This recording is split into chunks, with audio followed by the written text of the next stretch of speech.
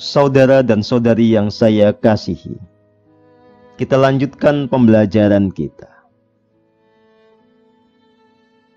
Kelahiran di bumi ini adalah momen bagi setiap jiwa untuk terus belajar, menyempurnakan dirinya menjadi jiwa yang paripurna atau yang kita sebut juga sebagai jiwa ilahi. Kita semua bermula atau berasal dari kekosongan yang absolut. Kita dibentuk dari energi yang paling murni.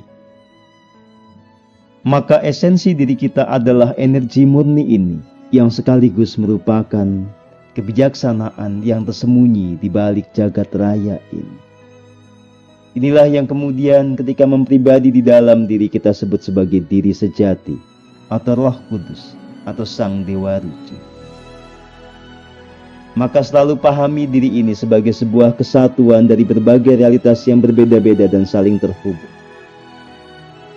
Ada raga, ada pikiran, ada jiwa, ada spirit atau sang esensi yang mewakili keberadaan Tuhan yang Maha Esa. Maka menjadi spiritualis berarti jiwa dimurnikan dari segala distorsi di dalam pikiran dan emosi. Kita menjadi sepenuhnya terhubung selaras dengan diri sejati. Segenap pikiran, kata-kata, dan langkah kita merealisasikan apa yang merupakan tuntunan dari diri sejati itu. Saudara dan saudari yang saya kasihi, inilah esensi dari spiritualitas yang perlu kita mengerti bersama.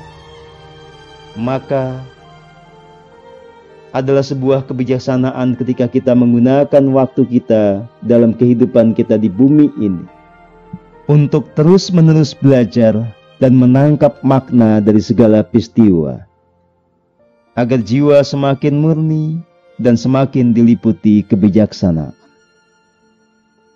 Saudara dan saudari yang saya kasihi, secara faktual,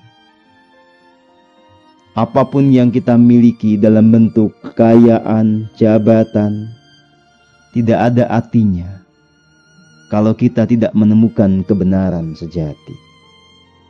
Segala kekayaan, jabatan, popularitas tidak membawa kebahagiaan yang dirindukan oleh jiwa. Yang paling berharga di dalam hidup ini adalah keterhubungan dengan diri sejati. Kebenaran yang muncul di relung jiwa karena kita terhubung dengan sang sumber dari kebenaran yang sejati itu. Saudara dan saudari yang saya kasihi, dalam bahasa lain, terhubungnya kita dengan kebenaran sejati disebut sebagai pencerahan. Pencerahan berarti pikiran kita atau kesadaran kita menjadi terang benderang. Kita mengerti dengan akurat segala realitas, baik itu menyangkut diri kita ataupun yang melingkupi diri kita. Saudara dan saudari yang saya kasihi, pada era yang lampau, untuk mencapai kesadaran yang murni dibutuhkan upaya yang berat. Karena memang pada zaman itu tidak mudah mendapatkan modern seperti ini karena keterbatasan dalam proses penyampaian. Tidak ada teknologi yang menunjang perluasan kesadaran seperti ini. Juga tidak mudah untuk terhubung dengan seorang guru yang betul-betul mumpuni. Selain jumlahnya sedikit, menjangkaunya juga tidak mudah karena kita dibatasi oleh ruang dan waktu. Maka di zaman itu, siapapun yang punya keteguhan untuk menemukan kebenaran, pasti menjalani tirakat atau laku yang berat. Banyak di antara mereka yang kemudian pergi ke tempat yang sunyi, masuk ke hutan, ke gua, hanya untuk menemukan pencerahan. Kerja keras mereka, keteguhan mereka, yang kemudian itu membuahkan hasil. Maka pada zaman itu, dengan pola pembelajaran yang berat, memang secara umum, orang-orang yang ada di jalur spiritual punya tubuh yang sangat tangguh. Tetapi, kalau kita bicara tentang bagaimana capaian kesadaran, justru mereka yang ada dan hidup di era sekarang bisa mencapai kesadaran yang jauh lebih tinggi. Walaupun tubuh kita tidak sekuat dan setangguh mereka yang belajar spiritual di masa lalu, pada saat ini dengan keterbukaan informasi, dengan lalu lintas kesadaran murni yang semakin cepat, semakin meluas, ini memicu semua orang untuk bisa bertumbuh mencapai kesadaran yang tertinggi. Maka sewajarnya kita yang hidup di era ini berterima kasih. Kita bersyukur sepenuhnya karena mempunyai peluang, mempunyai kesempatan untuk mencapai pencerahan yang jauh lebih tinggi ketimbang apa yang bisa dicapai oleh generasi pendahulu kita. Tapi memang ini sebuah kewajaran. Kita ada dalam gerak evolusi baik secara pribadi maupun secara sosial. Tentu saja peradaban saat ini adalah hasil evolusi yang panjang dari peradaban sebelumnya. Maka sangat lumrah kalau kemudian pada era yang sekarang ini sangat terbuka peluang untuk mencapai pencerahan yang lebih tinggi ketimbang di era yang lalu. Saudara dan saudari yang saya kasihi, selanjutnya semua tergantung kepada Anda. Jika Anda memanfaatkan kesempatan ini, Anda akan terbawa oleh gelombang pencerahan itu.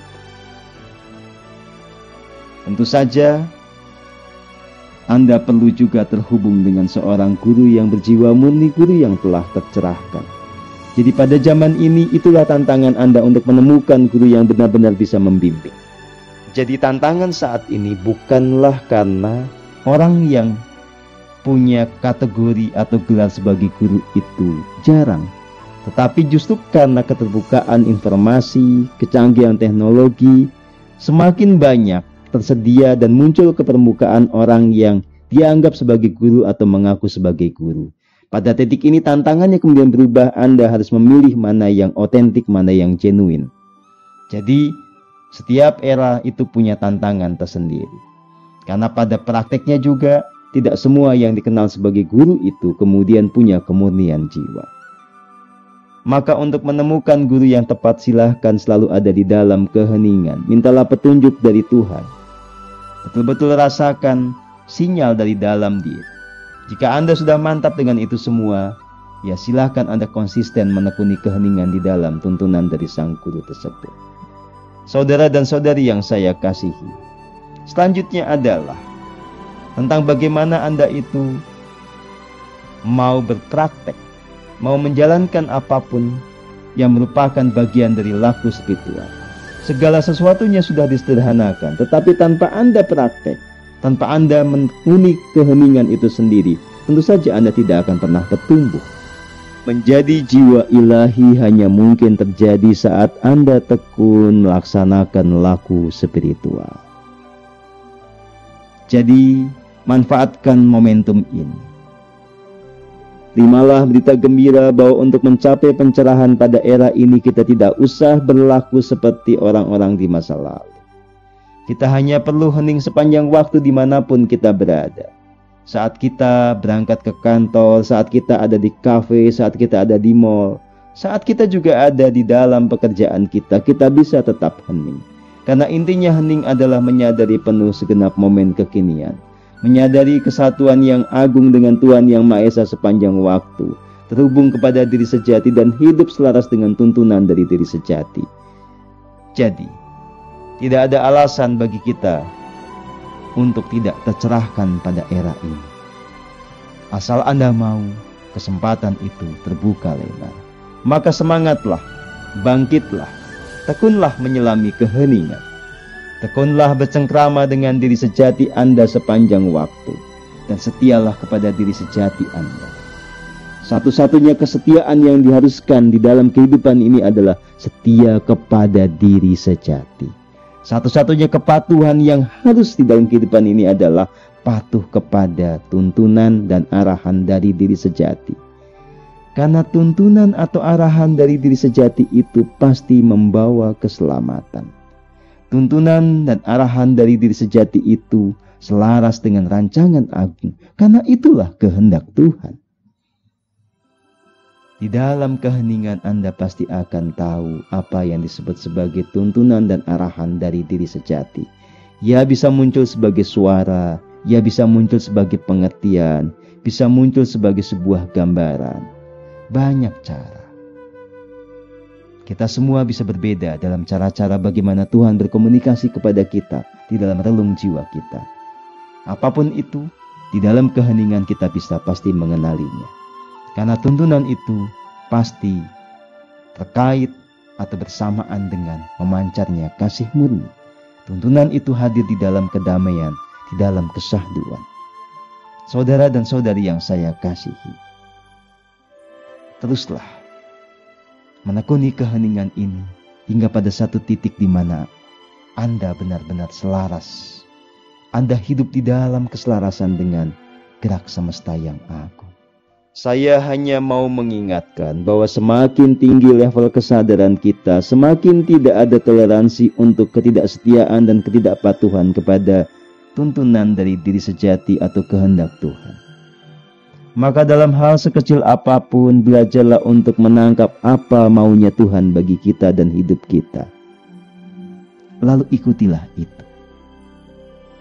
Jangan pernah menjadi orang yang tidak patuh atau berkhianat kepada suara dari diri sejati. Jangan mengikuti kehendak si aku yang muncul dari ilusi pikiran, dari prasangka. Tenggelamlah, temukan rasa yang paling dalam di dalam sanubari Anda sendiri. Dari situlah Anda akan mengerti selalu tuntunan Tuhan itu nyata dan ada, dan itu pasti membawa keselamatan. Damailah di dalam tuntunan dari diri sejati. Bersukacitalah di dalam kehidupan yang selaras dengan kehendak Tuhan. Dalam kesatuan yang agung, kita pasti bisa merasakan kehidupan surgawi saat ini dan di sini. Segala masalah pasti bisa diselesaikan. Segala tantangan pasti bisa diatasi. Karena di dalam keselarasan dengan kehendak Tuhan ini, kita mengakses kuasa atau mahadaya yang tanpa batas. Di dalam keselarasan dengan kehendak Tuhan, kita pasti mewujudkan kehidupan yang paling cemerlang, kehidupan yang sesuai dengan rancangan agung. Rahayu.